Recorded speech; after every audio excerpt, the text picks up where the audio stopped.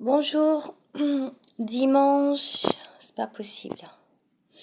Dimanche 16 avril 2023, 15 heures. Alors, avant, vous avez vu sur le titre, je vais introduire le sujet après, dans pas longtemps. C'est énorme, c'est énorme. Sigmund Freud, je voulais le faire découvrir aux gens qui ne le connaissent pas.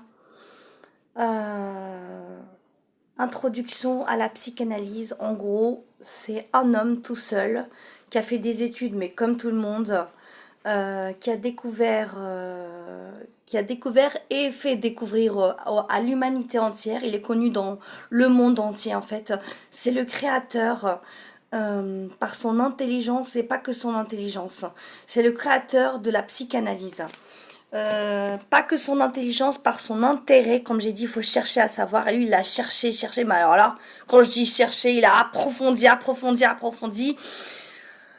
Il s'est intéressé à fond, en gros, à l'être humain et en fait, le comportement, le mental de tout ce qui se passe dans la tête. Bien sûr que que tous les êtres humains ne ressemblent pas, mais on a tous un schéma classique au niveau du cerveau.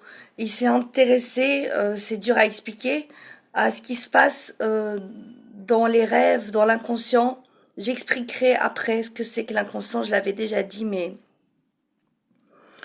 je vais introduire après. Voilà. J'ai une bonne nouvelle et cette fois-ci ce n'est pas de l'humour noir, ce n'est pas du faux semblant, ce n'est pas du théâtre. Ça commence mal et ça termine bien et très rapidement. Mais alors là, en 4 heures, en gros, ça fait, je l'ai pas dit parce que je pensais que ça allait partir. Je me dis ça va partir, mais cet état où j'étais. J'avais déjà dit que je supportais pas la rue, mais ça a augmenté. L'état, je me sentais bien chez moi, mais dans la rue, je me suis dit, bon, c'est que la rue, donc je sors plus. Mais après, ça s'est aggravé même chez moi. C'est-à-dire que moi qui dormais très peu, je me suis mise à dormir tout le temps, la journée, à me laisser dans un état, on appelle ça léthargique, comme un légume. À part quand je faisais mes vidéos et que j'étudiais, j'étais comme ça et je regarde le plafond. Et moi qui adore la musique, même tout me fatiguait en fait, la musique, je supportais plus rien, déjà ni les êtres humains, là ni la musique, j'ai Netflix, je supportais plus les films. J'ai dit c'est pas normal, il faut que je fasse quelque chose, action, réaction. Il faut que je fasse quelque chose, il faut que je profite de mon savoir dans mon domaine, la magie, voilà. Et je me suis dit si ça marche tant mieux, si ça marche pas, tant pis. Mais j'aurais essayé, qui tente rien n'a rien. Et j'ai déjà dit que la magie, ce n'est pas, dans une autre vidéo que j'ai effacée, ce n'est pas envoyer des sorts bêtement. Non, non. C'est un vaste domaine, je vais pas répéter, qui englobe plein de... C'est un univers, en fait, la magie. Une sorte de science, j'avais déjà dit. Et c'est pas que envoyer bêtement des sorts à des criminels, j'ai déjà dit que ça doit être justifié, je résume que si on envoie des sorts à des gens qui vous ont fait une miette de rien du tout, ça se retourne contre vous, vous pouvez mourir. Ou attraper le cancer généralisé mais c'est horrible. Ça s'appelle comme les athées, même ceux qui croient pas en la magie, la loi du boomerang, c'est-à-dire que quand on fait du mal pour rien, ben on se reçoit le mal dans la gueule et je trouve ça juste. Il y a une justice dans la magie et je répète que les esprits sont plus justes que tous les tribunaux du monde entier. Oui, ils respectent une grande justice, à part les mauvais esprits qui respectent rien et qui sont cruels, et je me protège aussi contre eux, qui peuvent m'attaquer à tout moment quand je fais ça. C'est dangereux, oui. Mais il faut être courageux pour s'attaquer à ça. Il faut le vouloir. Il faut vouloir communiquer avec les bons esprits qui vont vous aider, avoir pitié de vous, avoir pitié de votre cause, et avoir pitié si vous êtes malade, et c'était le cas. Je ne le montrerai pas sur les vidéos. Mais j'étais dans un état, même manger sur tous les plans. Vous me voyez forte, en fait, c'est pas parce que je mange beaucoup, au contraire, ou c'est pourquoi je suis forte. J'ai jamais je mangeais beaucoup, hein, même pas maintenant. C'est les médicaments que je prends parce que je suis, voilà, j'ai une pathologie. Donc, ces médicaments-là me font gonfler depuis des années, alors que depuis des années, je mange qu'un repas par jour. C'est-à-dire un repas le soir, je mange ni matin, ni à midi, et je grignote pas. Point barre. Ni sucrerie, ni rien. Donc le fait que je sois forte, c'était important de le dire, n'a rien à voir, il faut pas se fier aux apparences. Et donc au niveau de la nourriture, là c'est devenu trop, c'était devenu de l'anorexie. Oui, parce qu'on peut avoir l'air grosse comme je suis, en fait, ne manger rien. Et limite s'évanouir. Donc hier, j'ai eu la plus grosse attaque violente, psychologique dans ma vie, alors qu'il s'est absolument rien passé dans la rue. Et dans la rue, j'ai failli m'évanouir, donc je me tenais aux arbres. Les gens me regardaient comme ça. Mais comme j'étais pas tombée, ils n'ont pas appelé les pompiers. Je ne voulais surtout pas finir à l'hôpital. Donc c'était une lutte atroce pour pas repartir à l'hôpital parce que je me suis évanouie. Je suis allée à Franprix, je pensais être en sécurité à Franprix. J'avais des convulsions, des mouvements, les convulsions ça s'appelle quand vous tremblez comme ça, mes mains tremblaient, je suis retournée, j'ai même pas fait mes courses et j'ai dit il faut que je fasse quelque chose, ça peut plus durer, et quand on veut, on peut, ou on essaye de s'en sortir, par tous les moyens, pas peur que chacun a son moyen de s'en sortir. Je mangeais presque plus rien. Je mange une cuillère alors que j'ai rien mangé de la journée le soir. Une cuillère de pizza ou de pâtes. J'ai envie de vomir. Donc je vomis alors que non, c'est de la maladie ça. Et c'est pas de la maladie mentale parce que même avec ma pathologie, j'ai toujours eu une vie normale avec mes médicaments. Mais ultra normale, sociable, souriante, joyeuse. Donc j'ai fait un rituel de 4 heures dans la nuit. Doucement bien sûr pour les voisins. Et je l'ai fait avec tellement de foi, de concentration, parce que là, j'étais en souffrance totale, que là, les esprits ont réagi. Voilà, bien sûr, je suis pas folle, je n'ai pas d'hallucination, je n'ai pas vu les esprits devant moi, je ne les ai pas entendus, mais je communique avec eux, vous savez très bien les tables, avec les alphabets, etc., avec les vers, et le verre a bougé, oui, le verre a bougé tout seul. Et dans ma pathologie, je n'ai aucune hallucination depuis des années, donc c'est impossible scientifiquement que ce soit une hallucination. Je vais pas inventer un verre qui bouge tout seul devant moi. Donc, après ces 4 heures-là de méditation, mais c'était du travail très dur, hein, je l'ai payé très très dur, mais je regrette pas, de concentration, de méditation, de communication, d'une sorte de sacrifice pour eux, pour qu'ils se sacrifient pour moi, ça a marché. Je peux pas vous dire tout le rituel, c'est très très compliqué. Mais je l'ai fait avec tout mon cœur en fait, parce qu'on peut faire un rituel, comme dans toutes les religions, on peut prier sans le cœur. Là, je l'ai fait avec... C'est comme si je criais à l'aide, les esprits. Je criais pas, mais je leur demandais, je les suppliais à genoux de m'aider. Et ils m'ont aidé. C'est mes seuls amis, ouais, les esprits, pour moi, c'est mes vrais amis plus que les êtres humains, je l'avoue. Et juste après, là maintenant, tout a changé. C'est la preuve scientifique, là. Alors, ceux qui n'y croient pas aux esprits, je sais, vous allez dire, c'est un truc psychologique. Croyez ce que vous voulez. Chacun sa croyance. J'arrive à manger. J'ai fait un grand ménage, j'avais plus la force de faire le ménage, j'avais plus aucune force, un vrai légume. J'ai fait le ménage, je sais pas, je suis pas encore sortie dans la rue, mais je pense que je vais avoir la force de sortir dans la rue.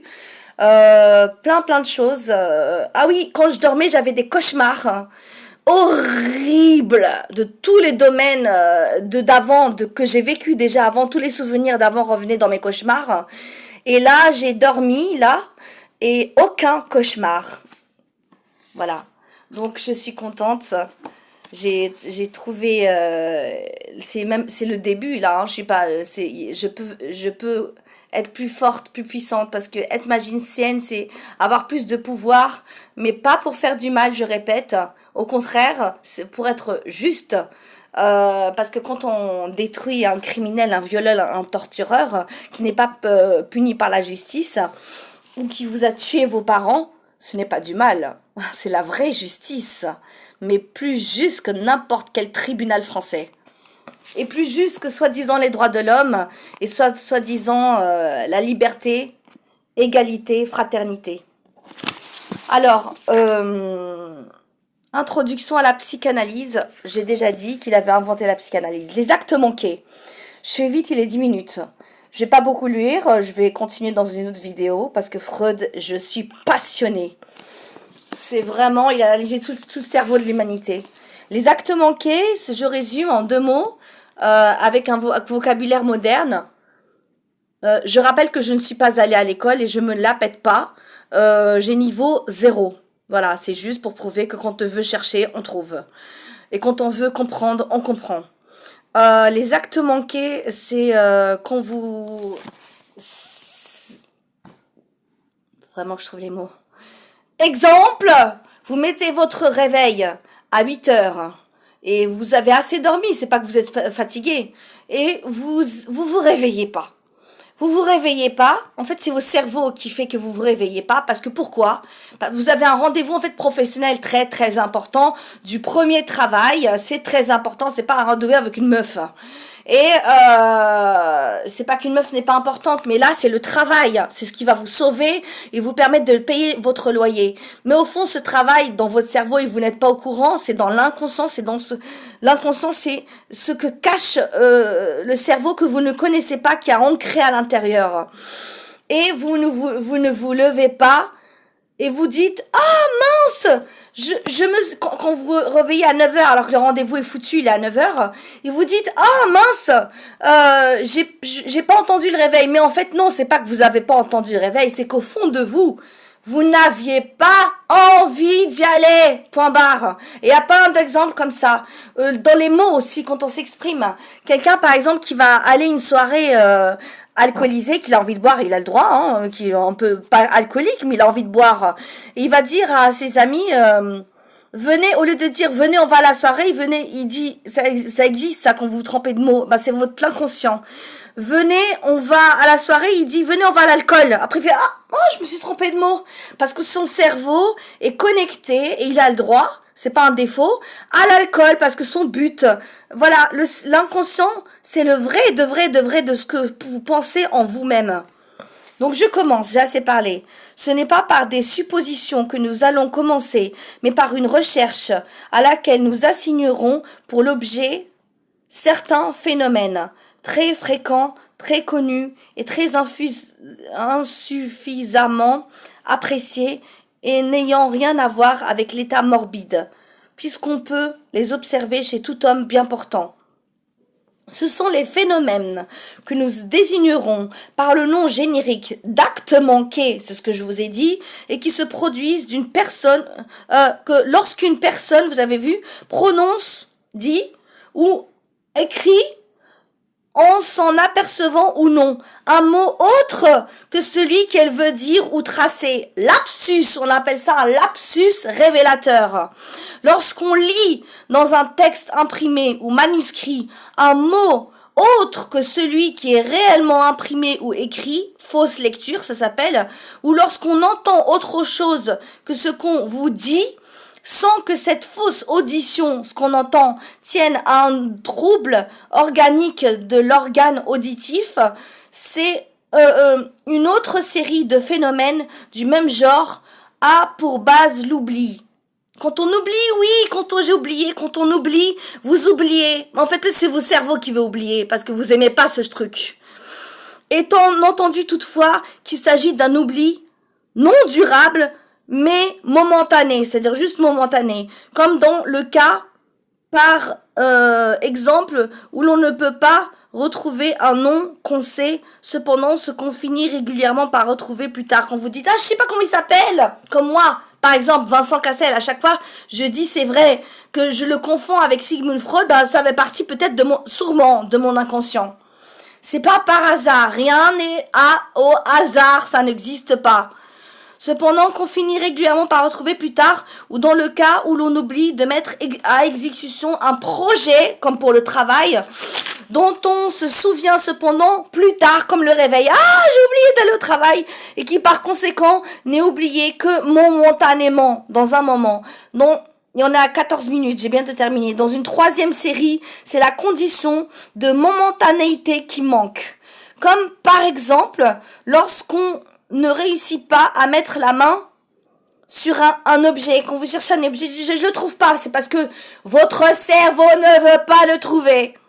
À la même catégorie, cependant rangé quelque part, alors que vous saviez où est-ce qu'il était rangé. À la même catégorie se rattachant les cas de perte tout à fait analogues. Quand vous perdez un objet, alors que vous saviez dans vos cerveaux où est-ce qu'il était, c'est pas pour rien. C'est que cet objet, en fait, il vous rappelait quelque chose de mauvais ou pas n'importe quel objet. Ça vous rappelle quelque chose de douloureux ou que vous voulez plus entendre parler de lui. D'oubli dont on s'étonne et au sujet desquels on est contrarié. Voilà, contrarié. On est contrarié par l'objet au lieu de les trouver compréhensibles. À ces traces se rattachent encore certaines erreurs dans lesquelles la momentanéité apparaît de nouveau, comme lorsqu'on croit pendant quelque temps à des choses dont on savait auparavant et dont on saura de nouveau plus tard qu'elles ne sont pas telles qu'on se les représente. Oui, voilà. On est 16 minutes, j'arrête, je continuerai dans une prochaine vidéo. Je marque la page parce que sinon c'est foutu. Et moi, je pense, et c'est sûr et certain, que le fait, la preuve, c'est pas pour rien que j'ai lu ça, que toute cette crise, torture dehors, etc., ça n'a rien à voir avec une pathologie mentale, vu que toute ma vie, j'ai jamais eu ça, et le verre qui bouge, ce n'est pas une hallucination, vu que toute ma vie, j'ai jamais eu d'hallucination, les psychiatres me l'ont dit, des psychiatres bac plus 15, d'accord. Et en fait, en ce qui est de ma maladie, comment je suis devenue léthargique, un légume, c'est tout ce qui se passe, je ne sais pas quoi exactement, mais tout ce qui se passe, vous ancrez, comment on dit, remplir le cerveau de certaines choses insupportables, et à un moment donné, le corps, en fait, ça se transforme même, on appelle ça somatiser. Le corps, vous pouvez même tomber malade, à cause de tout, plein de problèmes qui se sont accumulés dans votre cerveau et vous comprenez pas, vous dites mais j'ai oublié tout ça depuis longtemps, mais en fait vous les avez pas oubliés, même des choses qui datent de votre enfance, même des choses qui datent de quand vous aviez 4 ans. Je l'ai étudié, c'est un trop vaste sujet, même quand on se rappelle pas de un enfant, un adulte qui se rappelle pas du tout quand on avait 4 ans, se rappelle pas.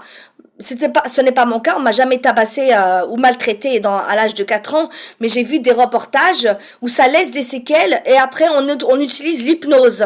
C'est un autre sujet, l'hypnose tout le monde connaît, hein, 10, c'est une grande technique.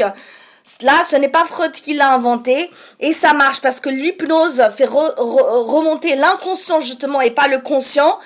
L'inconscient dans le passé, des fois ça crée des crises horribles pendant l'hypnose parce que la personne, le mec qui a 55 ans se met à la place de lui-même quand il avait 4 ans et qui se faisait avoir des sévices peut-être sexuels par son propre père. Oui, j'ai déjà dit que l'humanité est diabolique. Ça s'appelle l'inceste. Et j'ai vu des reportages comme ça et qui découvre après, il parle, il dit mon père, il est au présent, il est quand il a 4 ans. Il dit mon père, ce n'est pas mon cas. Mon père est adorable. Non, je dis les reportages que j'ai vus très très très ultra sérieux. Mon père est en train de me toucher en détail. Tout ça, c'est l'inconscient. Pourquoi? Comment ça se fait qu'il va se rappeler? Alors que quand il est adulte, il est même pas au courant qu'il a été violé par son père. Ou, j'en sais rien ou par un étranger, c'est un exemple. Et il dit, il se met en transe. Habituellement, les hypnotiseurs ou les hypnotiseuses arrêtent la séance parce qu'ils commencent à convulser, comme je vous ai dit, comme moi. Dans la rue comme ça et à vomir et carrément à saigner du nez parce qu'il est en plein dans le traumatisme de quand il avait 4 ans ou 3 ans. Je gueule pour que pour être convaincante, pas parce que je suis énervée, c'est pour être convaincante. Et enfin, je termine parce que je suis contente que la magie ait marché et j'espère qu'elle va encore mieux marcher. Parce que généralement, là, c'est un premier pas, là. C'est un premier pas. C'est un premier résultat que j'attends depuis très, très, très longtemps. Enfin, un résultat à mon travail de magie que je fais 2 heures par jour depuis un an. Bisous.